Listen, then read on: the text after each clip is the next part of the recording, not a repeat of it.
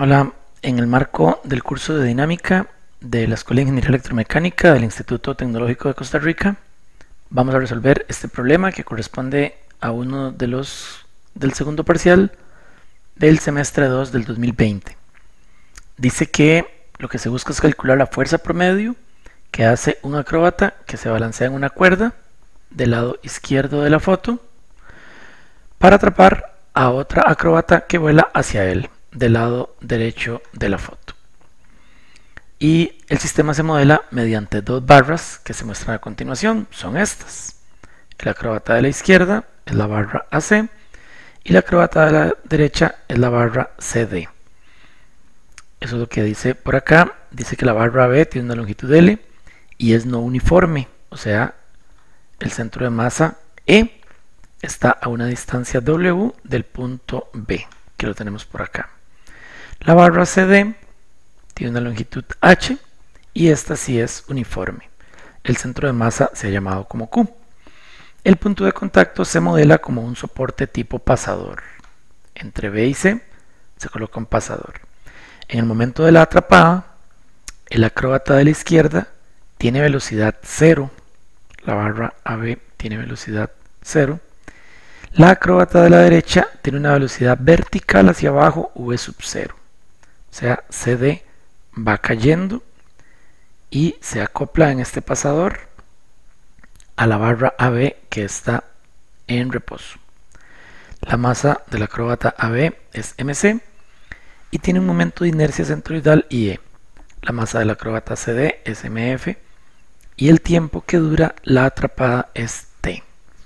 Acá abajo tenemos la lista de variables y vamos a utilizar un conjunto de valores. En este problema vamos a aplicar el principio del impulso y cantidad de movimiento tanto en CD como en el sistema completo, y después echaremos mano de la cinemática para poder obtener más ecuaciones que relacionen nuestras variables y podamos encontrar lo que se nos solicita, que como se indicó anteriormente es la fuerza promedio que hace el acróbata sobre la acróbata.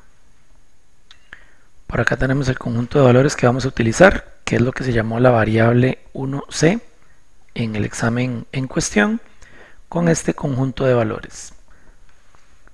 El primer paso será aplicar impulso y cantidad de movimiento en la barra CD, como se había indicado, y obtenemos lo siguiente.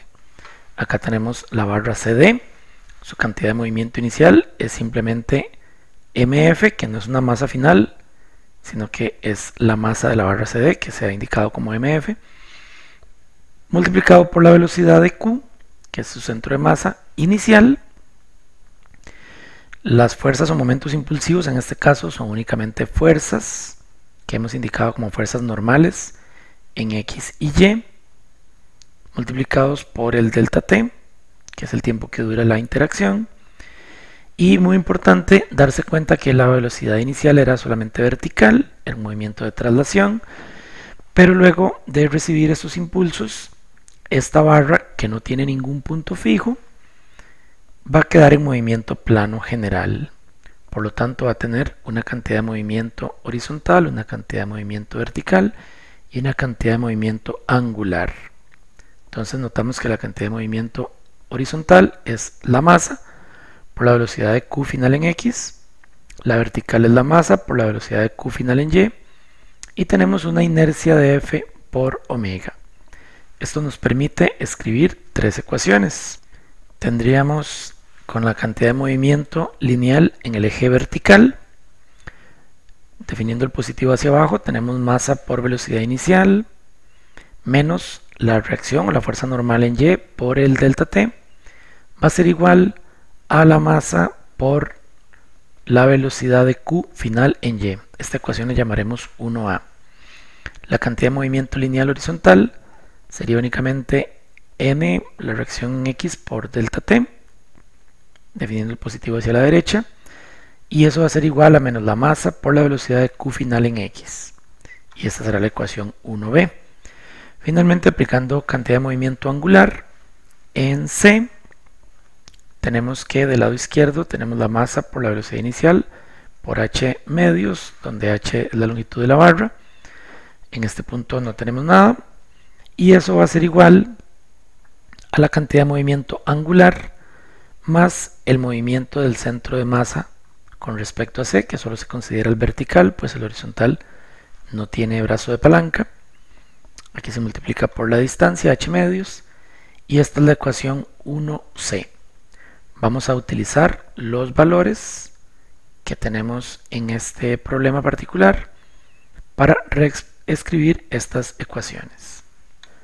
Sustituyendo los valores de la masa, la velocidad y bueno, todos los datos conocidos, la expresión 1A se escribe de esta manera, la 1B se escribe de esta manera y la 1C se escribe de esta manera.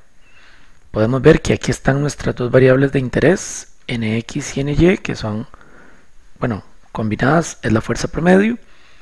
Tenemos dos componentes de la velocidad final del centro de masa Q, de la barra CD, que son variables que tenemos que averiguar para encontrar las fuerzas de reacción, y tenemos también la velocidad angular de esa barra. Entonces tenemos tres ecuaciones con 5 incógnitas y por lo tanto tenemos que seguir trabajando. Lo que vamos a hacer ahora es aplicar el principio del impulso y cantidad de movimiento en el sistema completo y no solo en la barra CD. Tenemos que al inicio el sistema completo solo tiene la cantidad de movimiento de la barra CD. Tenemos nuevamente masa de F por velocidad. Cuando ellos interactúan, las reacciones en C no serían ahora fuerzas externas, pero sí las reacciones en A, que se han indicado acá como Rx y Ry, que no nos interesa determinarlas. Y después de la interacción hay que tomar en cuenta toda la cantidad de movimiento de CD, que ya conversamos que tiene una componente horizontal, una vertical y una rotacional. Y en el caso de AC hay que tomar en cuenta que por estar restringido el punto A ser un pasador respecto a un eslabón fijo, va a tener rotación, que se puede expresar como la velocidad perpendicular a la barra, la masa por la velocidad, que la velocidad va a ser la velocidad angular por L menos W. Recordemos que la barra AB no es homogénea, y va a tener también una cantidad de movimiento angular, inercia de E, que es el centro de masa, por la omega final de C. Ahora escribimos la ecuación correspondiente, que sería esta que tenemos por acá, donde haciendo cantidad de movimiento angular con respecto al punto A, que es el soporte, la masa de F por velocidad inicial, por el brazo de palanca que sería L coseno del ángulo, esto de acá es L, recordémoslo por acá, por el coseno de este ángulo, más h medios. Luego acá en el centro no tendríamos cantidad de movimiento angular, puesto que estamos haciéndolo respecto del soporte. Y del otro lado del igual tenemos entonces los términos que podemos ver por acá. La inercia por el omega C, que es la rotación de la barra AB, y la cantidad de movimiento angular respecto, considerando el movimiento del centro de masa, que es mc por omega C por L menos W, y este término va al cuadrado porque lo teníamos por acá y luego aparece por el brazo de palanca. Y después sumamos los tres términos que ya habíamos considerado antes, el IF por el omega F y los dos términos que tienen que ver con la cantidad de movimiento lineal de la varilla CD, en este caso considerando los respectivos brazos de palanca, L seno del ángulo para la que es horizontal y L coseno más h medios para la que es vertical. A esta ecuación le hemos llamado ecuación 2, y ahora lo que corresponde es reescribir la ecuación 2 sustituyendo los números que tenemos en el problema. Al sustituir todos los valores en esta ecuación 2, tenemos los términos que vemos por acá. Del lado izquierdo una constante igualado a una constante por omega C, una constante por omega F, una constante por la velocidad de la barra derecha en X y una constante por la velocidad de la barra derecha en Y. Considerando que ya teníamos las ecuaciones 1a, 1b y 1c, ahora tenemos la ecuación 2. Tenemos 4 ecuaciones, pero hemos agregado una incógnita más, que es omega c. Antes teníamos 1, 2, 3, 4, 5 y ahora agregamos omega c. Tenemos 6 incógnitas con 4 ecuaciones. Las relaciones que vamos a emplear para encontrar 2 ecuaciones más es un análisis cinemático. Como vemos por acá, al hacer un análisis cinemático podemos relacionar la velocidad del punto B con la velocidad angular de las barras. Vamos a colocar por acá la imagen donde tenemos que la velocidad de B, por ser un punto que está simplemente en rotación, tiene dos componentes que dependen de omega c, y la velocidad del punto C, visto desde el movimiento plano general de la barra CD, se puede estudiar como la velocidad de Q más la velocidad de C respecto de Q. La velocidad de Q en este caso sería la velocidad de Q en el eje horizontal y luego en el eje vertical tendríamos la velocidad de Q, bueno, pues en Y. Estos dos primeros términos son parte de VQ y la velocidad de C respecto de Q sería el omega de F por el H medios, donde aquí se han agrupado los que están en J. Aquí es importante notar que la velocidad del punto C respecto de Q, considerando que tiene rotación horaria, entonces esta velocidad va a ser hacia arriba, la velocidad de C respecto de Q, pero se puso negativa porque se puso acá un menos fuera del paréntesis para agrupar convenientemente y poder comparar con esta que tenemos acá, y de ahí es de donde viene este menos que está por acá.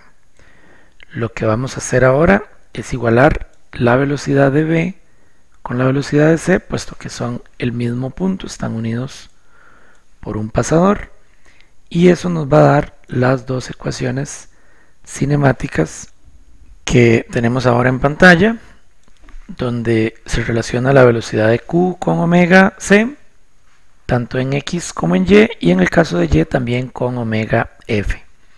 Estas ecuaciones 3 y 4 vienen a complementar la ecuación 2 que teníamos antes y las ecuaciones 1a, 1b y 1c.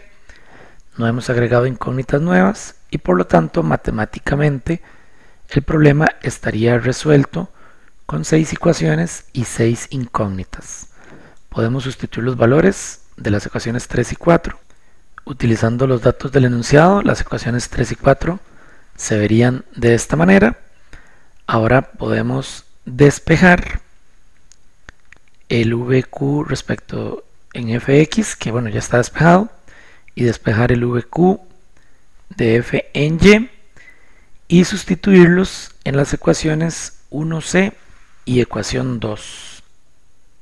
Entonces al despejar en la ecuación 4 el VQFY y sustituirlo en la ecuación 1c, va a desaparecer y la ecuación 1c va a quedar en función de omega c y de omega f, y va a tomar esta forma que tenemos por acá, una ecuación con dos incógnitas, y en la ecuación 2 hacemos el propio, sustituimos este término de acá con el despeje de la ecuación 4 y sustituimos este término de acá directamente de la ecuación 3.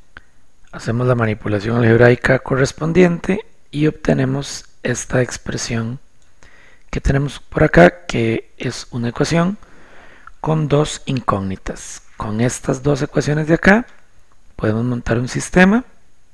Con este sistema de dos ecuaciones y dos incógnitas podemos entonces despejar el valor de omega c y de omega f, que van a tomar pues los valores que tenemos mostrados por acá. omega F 1.852 radianes por segundo y omega C 0.123 radianes por segundo. Eran datos que no estábamos buscando, pero los necesitamos como valores intermedios. Una vez que conocemos esos dos omegas, volvemos a las ecuaciones 3 y 4, sustituimos los omegas y obtenemos los valores de las velocidades de Q en X y en Y. Esos dos valores pues los tenemos mostrados por acá, velocidad de QF en X y velocidad de QF en Y, que van a ser respectivamente en X 0.238 metros por segundo y en Y 2.321 metros por segundo. Finalmente, conociendo esos cuatro valores, volvemos a las ecuaciones 1A y 1B, que simplemente dependen de esas velocidades, y eso nos permite despejar las fuerzas N, que son las reacciones horizontal y vertical, y al hacerlo correctamente Nx va a resultar en menos 47.6 newton y Ny 135.8 newton, lo que nos lleva finalmente a la fuerza promedio, que sería la suma vectorial de las reacciones en X y Y, para un total final de 143.9 newton de magnitud. Esta fuerza de 143,9 sería para la variante 1C, y en el caso de los estudiantes que tenían la variante 1D, tenemos por acá en pantalla mostrados los valores de entrada y básicamente los resultados correspondientes para una fuerza en el caso 1D de 268,6 newton. Este sería el problema que les queríamos mostrar y quedamos atentos a cualquier consulta. Muchas gracias.